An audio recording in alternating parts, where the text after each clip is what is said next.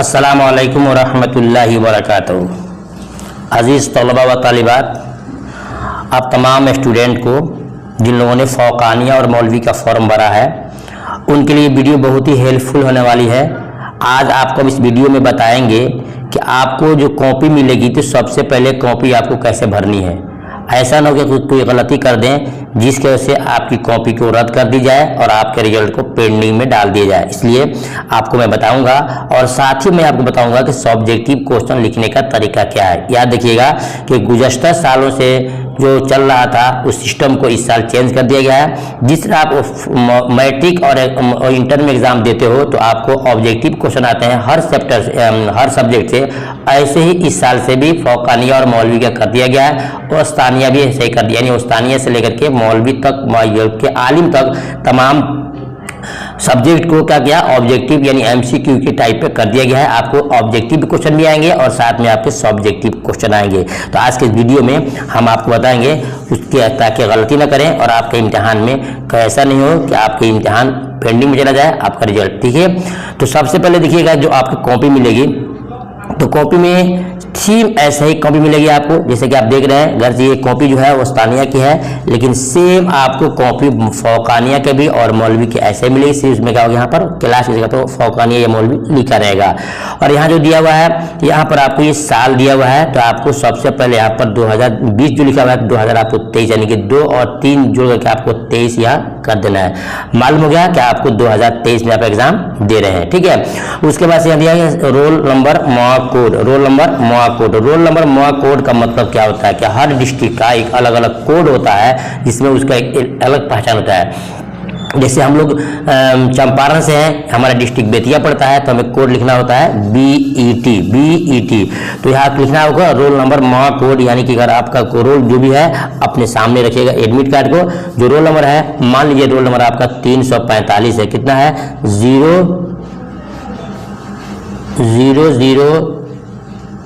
345 40 ठीक है, 003 एग्जाम्पल दे रहा हूँ 00345 अगर आपका रोल है तो आपको कैसे लिखना है, देखिए ध्यान से। तो आपको ऐसे लिखना है, आपको लिखना है BET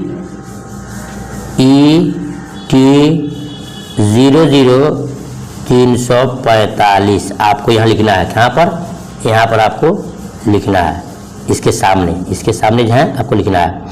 उसके बाद लिखा है कि रोल नंबर लफ्जों में, ये आपका हिंदी में हो गया, ये आपको अंक में हो गया, अदद में हो गया। अब आप दूसरा उसी का भरना है आपको यहाँ पर रोल नंबर लफ्जों में। तो यहाँ लिखिए कैसे लिखेगा B आलिफ येजर E, उसके बाद से T येजर T, तो BT उर्दू हो गया। आपको लिखना है लफ्जों कैसे लिखना है 345 ठीक है 45, ये आपको लिखना होगा। यानी ऊपर में आपको लिखना है अंक में, नीचे लिखना है आपको लफ्जों में। ये हो गया आपका। उसके बाद से एक आएगा आप पर रजिस्ट्रेशन नंबर माह साल। रजिस्ट्रेशन नंबर माह साल इसका मतलब होता है जो आपकी जो एडमिट कार्ड होगा उसमें लिखा होगा रजिस्ट्रेशन नंबर, तो साल भी लिखा होगा। तो मान के चलिए आपका रजिस्ट्रेशन नंबर है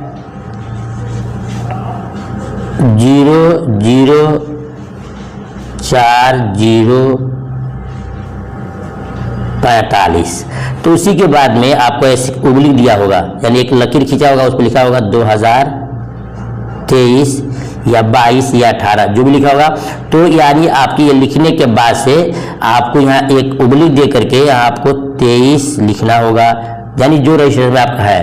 अगर पहले से आप दे रहे हैं उस्तानिया में आपका अगर 20 है तो यहाँ भी 20 होगा, यानी जो भी उसमें आपके दिया होगा एडमिट कार्ड में उसको उबलिक दे करके आपको वहाँ पर साल भी लिखना होगा 2023 है कि 22 है, कब से आपका रजिस्ट्रेशन होगा वो आपको वहाँ पर लिखना होगा। ठीक है, ये हो गया आपका। उसके बाद से देखते हैं आगे आते हैं तो आपका आएगा मजमून आएगा। क्या होगा मजमून, तो मजमून की क्या लिखना है आपको, जो है लिखा है मजमून, यहाँ आपको लिखना होगा कि जिस पर्चे को एग्जाम दे रहे हो, जैसे उर्दू है तो उर्दू लिखना है, उर्दू है तो उर्दू लिखिएगा। उसके बाद से फारसी है तो फारसी लिखिएगा, अरबी है जिस सब्जेक्ट का आप एग्जाम दे रहे हो वो आप वह मजमून जगह पर लिखना, उर्दू, अरबी, फारसी, दिनियात, तारीख इस्लाम जो भी आप वहाँ पर लिखना होगा। फिर नीचे लिखा है पर्चा, क्या लिखा है पर्चा। तो पर्चा क्या करना आपको, पर्चा जो है कि सुबह जो आप लिखिएगा ना कॉपी मिलेगी तो आपको वहाँ पर 1 लिख देना है।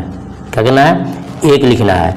शाम को आपको 2 लिखना है। फिर कल होगा आपको 3 लिखना है। फिर शाम को आपको 4, ऐसे ही करके आपको जितना 8-10 सब्जेक्ट होगा वो आपको 1, 2, 3 करके आपको रोज को रोज चेंज करना है। सुबह 1, शाम को 2, फिर कल करके 3, फिर शाम को 4 ऐसे करके आपको लिखना है। ये हो गया आपका।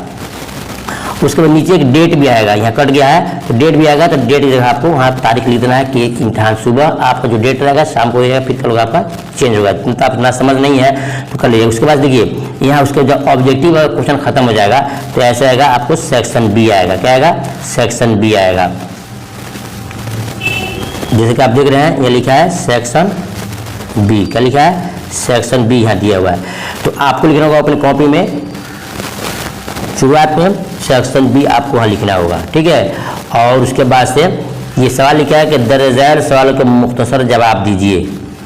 नंबर 1 में है आज़ादी की लड़ाई किस जज्बे के साथ लड़ी गई, ये सवाल दिया गया है। ऐसे ही भी आपका कोई एक सवाल रहेगा तो लिखिएगा कि जवाब दिखेगा, ऊपर लिखिएगा सेक्शन बी, कॉपी के बीच में लिखना है सेक्शन बी लिखना है। सेक्शन ए में क्या रहेगा? सेक्शन ए में आपका ऑब्जेक्टिव क्वेश्चन रहेगा। उसके बाद से सेक्शन बी लिखिएगा, फिर लिखिएगा जवाब के 1 है ना, तो जवाब नंबर लिखिएगा जवाब नंबर 1, जवाब नंबर घेरिएगा। फिर इसके बाद से जो आप जानते हैं इसके बारे में वहाँ से आपको लिखना होगा। ऐसे करके 1, 2, 3, 4, 5 आपको देना होगा। ये 5 क्वेश्चन दिया है तो पाँचों आपको जवाब देना होगा। अगर आपको फौकाने में लिखता है कि 5 में से किसी 3 कर दीजिए, 2 कर दीजिए, 4 कर दीजिए, तो जितना दिया होगा उतना ही आपको लिखना होगा। जो सवाल किया उतना जो आपको देना है, ठीक है, ज़्यादा आपको नहीं लिखना है। अगर 5 क्वेश्चन दिया हुआ है और पूछ रहा है कि किसी 4 का जवाब दीजिए तो आपको 5 नहीं लिखना है, उसमें चुन करके जो आपको अच्छा लगता है आपको 4 ही लिखना है, ठीक है। उसके बाद से जब हो जाएगा सेक्शन बी पूरा हो जाएगा आपका, देखिए सेक्शन सी में आएगा। सेक्शन सी में क्या आता है? इसमें आपको किसी के हालात लिखना पड़ता है, किसी नज़म या गज़ल का खुलासा लिखना पड़ता है, वो आपको सवाल को पढ़ना होगा, उसके हिसाब से आपको जवाब देना होगा, ठीक है। ये आपका सवाल रहा। उसके बाद से एक और चीज़ जो बहुत इंपॉर्टेंट है, ये हर साल इम्तिहान में आता है, हर उर्दू के अंदर आता है, हर मजमून के अंदर आता है कि उन्वान दिया जाता है, उसमें से किसी एक बार आपको नोट लिखना पड़ता है। आपको जैसे यहाँ दिया है दुनिया दिया है, तालीम और तरबियत दिया है, उर्दू ज़बान की अहमियत दिया। आपके बुक में से भी कुछ आ सकता है, जैसे रमज़ान के महीने में आ जाए, रमज़ान के बारे में लिखिए, रोज़ा के बारे में लिखिए, या नमाज के बारे में लिखिए, या इल्म के बारे में लिखिए। जो कुछ भी हो आपको लिखना होगा। तो याद करना आपको सेक्शन सी लिख करके आपको 1, 2, 3 जिसका आप जवाब देना चाहते हो वो नंबर जरूर लगाना, फिर उसके बाद लिखना। उसके बाद देखिए एक जो मेन क्वेश्चन यहाँ पर है, अपने मदरसे के प्रिंसिपल के नाम माकूल वजह बताकर छुट्टी की दरखास्त। लगभग तकरीबन हर इम्तिहान में आता है, वो स्थानीय से लेकर के मौलवी आलिम तक सब में आपको एक लेटर लिखना पड़ता है, यानी खत लिखना पड़ता है। तो इसके लिए आप प्रैक्टिस कर लीजिएगा कि कैसे आपको लेटर लिखना है और किसके ताल्लुक से आपको लेटर लिखना है।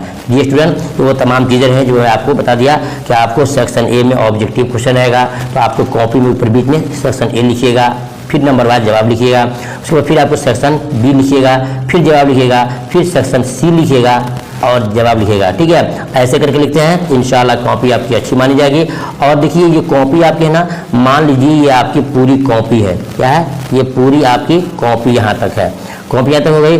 अब इसमें क्या करना है, आपको 4 भागों में कर लेना है। अब 4 भाग में एक भाग को आपको छोड़ देना है, यानी इतने भाग में आपको क्या करना है, कुछ नहीं लिखना है। आपको जवाब लिखना है, यहाँ सिर्फ लिखना है जवाब नंबर, आपको लिखना है यहाँ पर है जवाब नंबर। बाकी यहाँ से आपको शुरू करना है, ऐसे आपको लिखना है, फिर ऐसे लिखना है, फिर आपको ऐसे ऐसे लिखना है। यानी कि इधर वो भाग है जो दाहिने तरफ का भाग है उसमें आपको खुद लिखना है, क्योंकि एग्जामिनर जो है इसमें आपके नंबर को चढ़ाता है। कुछ बच्चे होते हैं जो यहीं से लिखना शुरू करते हैं, जो कि गलत है, ठीक है। यहाँ से नहीं लिखना है आपको, ठीक है। आपको कहाँ से लिखना है, ये जो भाग जो डाल दिया गया है 4 भाग में, एक भाग छोड़ दीजिएगा इधर, बाकी 3 भाग में आपको इधर कॉपी लिखना है, ठीक है। ये तरीका रहा। अगर आपने इस तरीके पर अमल किया तो इंशाल्लाह काफ़ी आपको फायदा होगा।